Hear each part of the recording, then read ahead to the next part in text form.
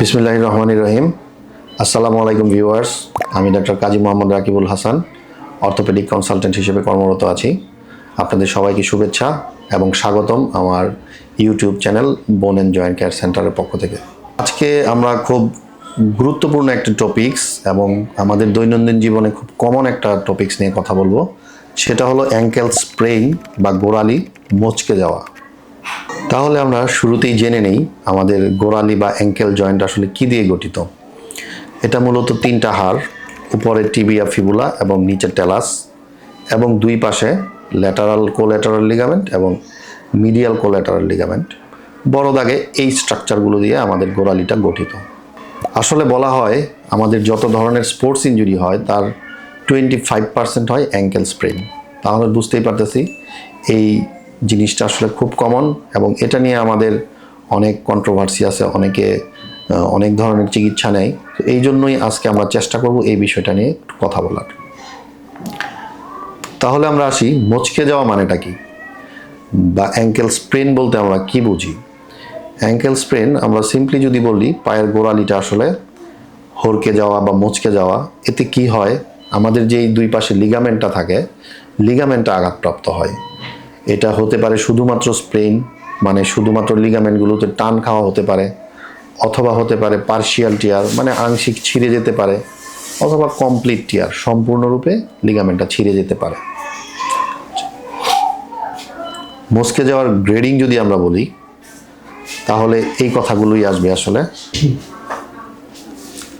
এবার আমরা আসি কি কারণে আসলে অ্যাঙ্কেল স্প্রেন হয় বা গোড়ালিটা মচকে যায়।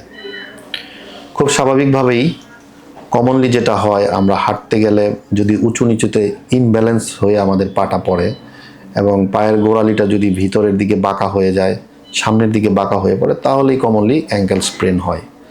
এছাড়া মহিলারা যখন হাই হিল পরে হাঁটে, তারা কোনো কারণে ব্যালেন্স হারিয়ে গেলে হতে পারে, এবং মোস্ট কমনলি খেলাধুলা করতে গেলে পড়ে গিয়ে অ্যাঙ্কেল স্প্রেনটা হতে পারে।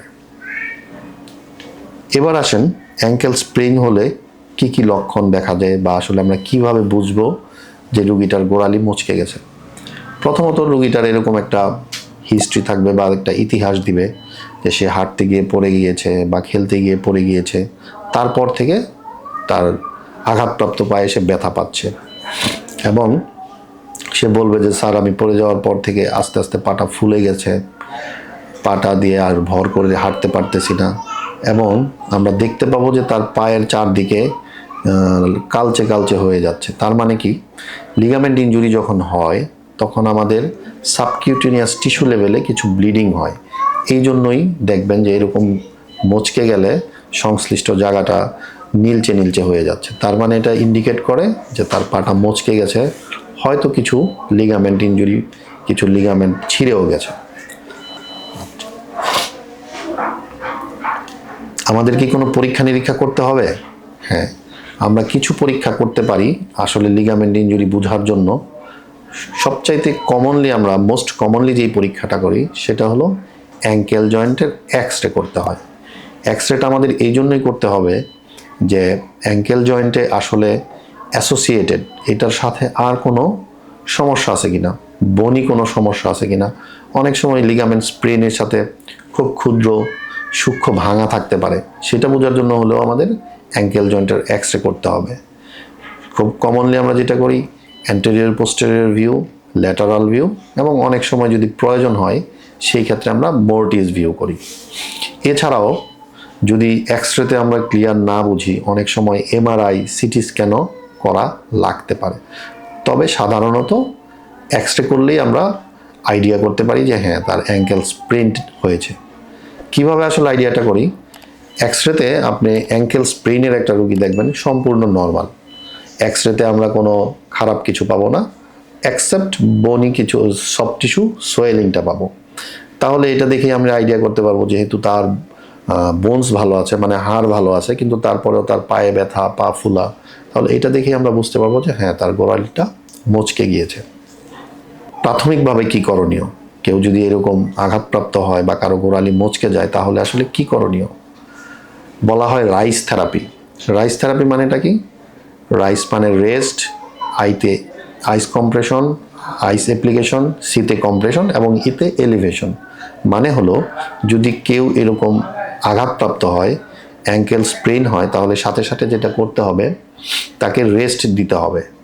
তার মানে সংশ্লিষ্ট পায়ে সে আর কোনো ভর দিবে না, উঠে দাঁড়ানোর চেষ্টা করবে না।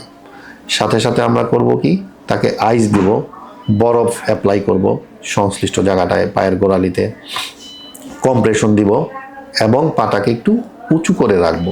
এইটা হলো আমরা প্রাথমিকভাবে করব। আর বরফটা আমরা কতক্ষণ পরে পরে দিতে পারি? বরফটা আমরা 2 ঘন্টা পর পর আনুমানিক 20 মিনিটের জন্য দিব, তাহলে এটা তার জন্য অনেক হেল্পফুল হবে। তারপর ডাক্তারের কাছে যাওয়ার পরে বা সংশ্লিষ্ট চিকিৎসকের অর্থোপেডিক কনসালটেন্টের কাছে যাওয়ার পরে আসলে আমরা কি করি? আমরা এই রাইস থেরাপিটাকে আরেকটু বাড়িয়ে প্রাইসার করি। মানেটা হলো আমরা রাইসের সাথে প্রোটেকশন দেই, দ্যাট মিনস তাকে হয় প্লাস্টার দেই, কাস্ট দেই অথবা ক্রাচ দেই, এবং মোস্ট ইম্পর্টেন্ট যেটা সব কিছুর পরে রিহেবিলিটেশনটাকে এনশিওর করা। রিহেবিলিটেশনটা খুবই গুরুত্বপূর্ণ। কারণ হলো শুধুমাত্র প্লাস্টার করে ছেড়ে দিলে বা ঔষধ দিয়ে ছেড়ে দিলে পরবর্তীতে যদি আমরা তার রিহেবিলিটেশনটা ঠিকমতো না করি, দ্যাট মিনস ফিজিওথেরাপিটা ঠিকমতো না করি, তাহলে আসলে রেজাল্টটা ভালো আসবে না। এখন আসেন চিকিৎসা পদ্ধতি কী কী আছে। একটা মানুষের গোড়ালি মচকে গেল, তাহলে সে কীভাবে চিকিৎসাটা নিতে পারে? 2 রকম চিকিৎসা পদ্ধতি হতে পারে। একটা হতে পারে নন অপারেটিভ, আরেকটা হতে পারে অপারেটিভ। নন অপারেটিভের মধ্যে কি করা হয়? একটু আগেই যেটা বললাম, প্রাথমিকভাবে আমরা এই কাজগুলো করব। তাকে আমরা একটা শর্ট লেগ ব্যাক স্ল্যাব দিব। সাধারণত আমরা 3 সপ্তাহের জন্য একটা প্লাস্টার দেই এবং ব্যথা কমার জন্য কিছু NSAID ঔষধ, মানে ব্যথা কমার ঔষধ, সাথে অ্যান্টি আলসারেন্ট ঔষধ, এই ওষুধগুলো দেই। এবং 3 সপ্তাহ পরে আমরা প্লাস্টার খুলে তাকে ফিজিওথেরাপি দেই। তাকে হাঁটতে বলি, তার পায়ের গোড়ালিটা নাড়তে বলি, আঙুলগুলো নাড়তে বলি, এবং ইনশাল্লাহ যদি শুধুমাত্র স্প্রেন হয় তাহলে আস্তে আস্তে এতেই ইমপ্রুভ হয়ে যায়। কিন্তু যদি এমন হয় সে ব্যথা পেল, আমরা কনজারভেটিভ ট্রিটমেন্ট মানে নন অপারেটিভ চিকিৎসা দিলাম, কিন্তু তারপরেও প্রায় 12 সপ্তাহ পার হয়ে গেল কিন্তু রুগীটা পুরোপুরি ইমপ্রুভ হচ্ছে না, তার ব্যথা রয়েই গেল, ফুলা রয়েই গেল, তখন আমাদের চিন্তা করতে হবে যে হয়তোবা অপারেটিভ ট্রিটমেন্টে আমাদেরকে যাওয়া লাগতে পারে।